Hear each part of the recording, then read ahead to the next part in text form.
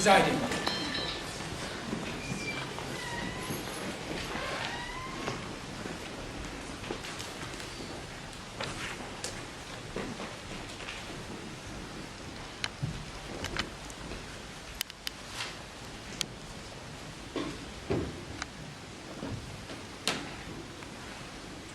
Please be seated.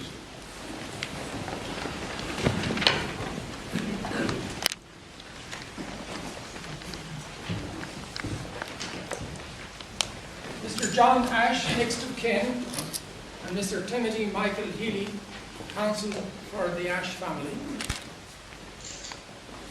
And you identify the body now, lying in the Mater Hospital, as your brother, Mr. Thomas Ashe, an ex-national school teacher, 33 years of age and unmarried. Yes. Surely the government should prove their own handiwork, instead of getting this unfortunate brother of the deceased to act in this way.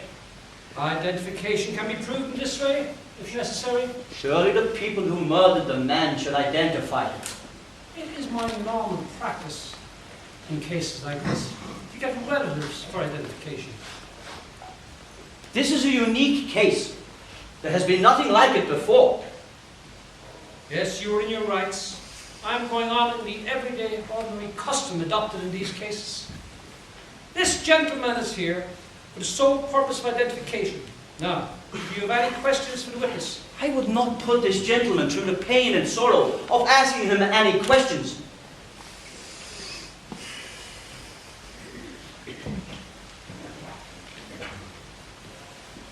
Sir John Irwin, Chairman of the Visiting Justice Committee. Go ahead with your findings, Mr. Irwin.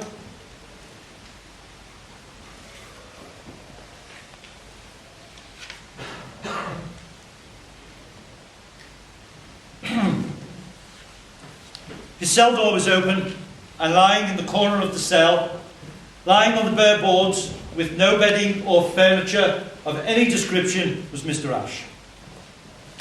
He told me that not alone had they taken these things, but they had also taken the boots off his feet. On inquiring as to his complaints, he told me that he had no complaints whatsoever to make against any official of the prison, but that he went on a hunger strike the previous Thursday as a protest against being designated as a criminal and treated as such according to the rules and regulations of the prison. So you proceeded to the castle with what intention? The Lord Mayor and I proceeded to the castle with a view to seeing the Chief Secretary on behalf of Mr. Ashe and the others. As the Lord Mayor has stated, Mr. Duke appeared anxious to do anything he could to ameliorate the lot of Mr. Ashe and his fellows. Am I right in saying that two distinguished medical men were asked to consider the question of applying forcible feeding to the suffragettes? I don't know what they were called in for, but they were called in. One of them was, I think, a lady doctor, Dr. Kathleen Lynn, or Dr. Maguire, and I'm sorry, I can't recall who the other one was. Was it the same person was then in charge as when Mr. Ashe was there? Yes, Dr. Dowdall. And Dr. Dowdall would therefore know of any report made by two distinguished persons in relation to the suffragettes case. Yeah, he would. Was your committee consulted in the suffragettes case? No, but I intervened as chairman of the justices. Was your intervention as visiting justice on those occasions in the nature to an objection of forcible feeding? That was the object we had in view. I noticed you said to Mr. Ashe, and according to your evidence, I told him forcible feeding might have a serious effect on his health. Yes, and I believe that. Was that from any experience of a prison or asylum that you came to this conclusion? I've seen it both at Mountjoy and at the asylum. Is the Mountjoy procedure through the nose or the mouth? Through the mouth as a rule. Was Mr. Ashe practiced on through the nose or the mouth? I believe it was through the mouth, judging from the conversation that I had with him. Was he gagged? I cannot say because I wasn't present. Was he fettered?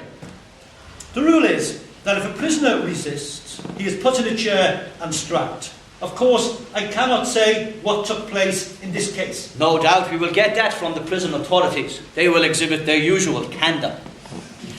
When you saw the prisoner in this plight and went straight to Dublin Castle, I take it you thought the prisoner was being subjected to dangerous treatment. Yes, the Lord Mayor and I agreed that after lying in their own clothes for 2 nights on the Blair floor, it would be prejudicial to the health of these men. And we both felt keenly about the matter at the time. I did not see a thermometer in the cell. The temperature was all right, but in the small hours of the morning, it would be not quite so good as in the daytime when we were there.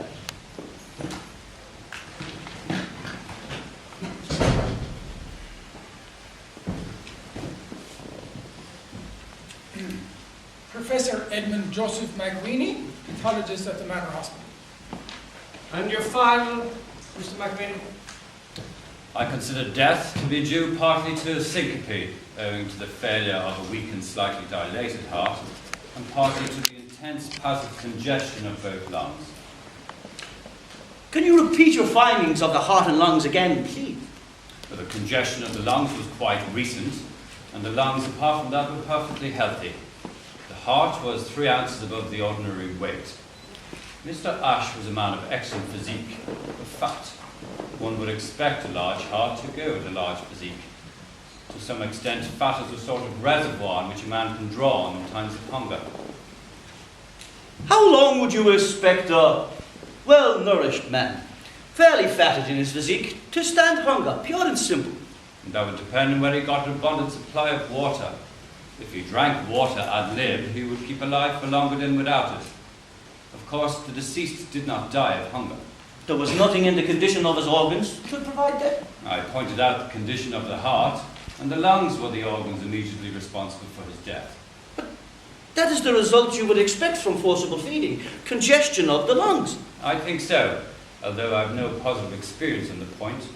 Congestion would be rather caused by the condition of the heart, by the weak and slightly dilated heart.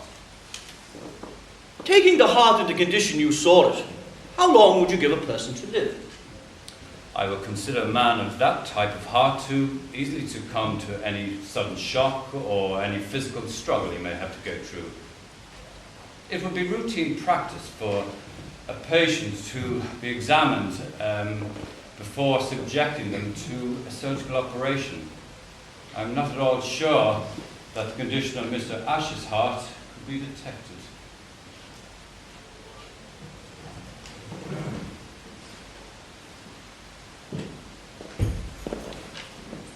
Dr. McKenna, house doctor at the Mater Hospital. Carry on, Dr. McKenna. Mr. Ashe was admitted to the hospital on Tuesday evening at 5:10 p.m. He was conscious but in a state of extreme collapse and complaining very much of thirst. His breathing was very difficult and the actions of his heart were very weak and rash. His temperature was subnormal and his lungs showed signs of marked congestion. Who brought him to you?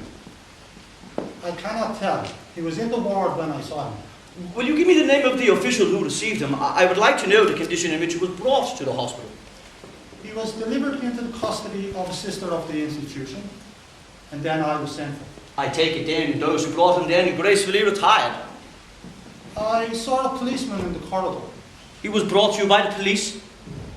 I cannot tell that, but there was a policeman present in the corridor outside the ward. Was it apparent to anyone that he was in a condition of collapse? I think so. So they made up their minds to send him out to die. Is that not the plain inference? Yes, it looks like it. Procrastination inside, and then they turned him out to die. Any further questions, Mr. Healy? This gentleman has painted a perfect mental picture of what happened to the murdered man.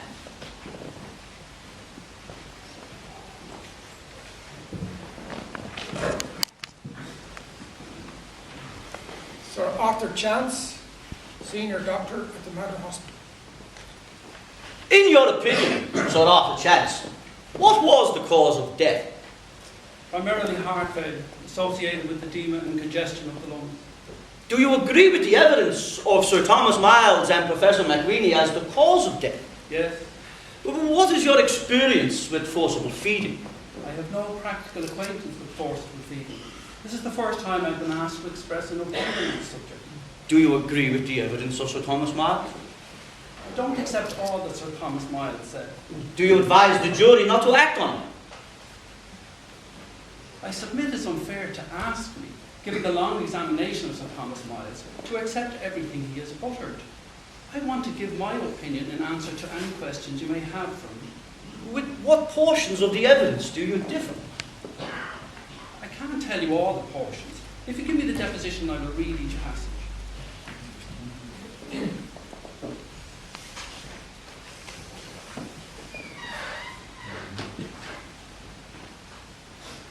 I agree that the cause of death was heart failure, with the presence of edema of the lungs secondary to the heart failure. In regard to his evidence about the removal of Mr. Ashe, I am personally unaware of the circumstances under which Mr. Ashe was removed. If Mr. Ashe refused food in the prison, of course it was better to remove him. He was removed at the peril of his life. And I would imperil his life in the hope of saving it. If Mr. Ashe had remained in the prison hospital without food, he would have died. Do you approve of bringing a prisoner to the point of death before his removal from the prison arises? I don't. Is not that the question we are trying here? It is. In regard to the statement, I would like to modify the statement that the condition of the heart cannot be easily detected in life except by a heart specialist. The size of the heart can be detected by a skilled medical man. The more important question is the condition of the muscle of the heart, which can only be detected by a suitable examination. That's an examination with appropriate appliances. In your opinion, is it a necessary condition preceding forcible feeding to determine whether the heart was sound? Yes. Anything else in relation to the evidence of Sir Thomas Miles? Sometimes we must risk life to save life, as in surgical operation. We are dealing here with forcible feeding. I am not speaking of this particular instance. In hospital every day we risk life to save it. I am dealing with surgical operations. This was not a surgical operation. I won't say it was not surgical. I don't say it was a proper one to perform. But the passing of a tube into the throat is a surgical operation.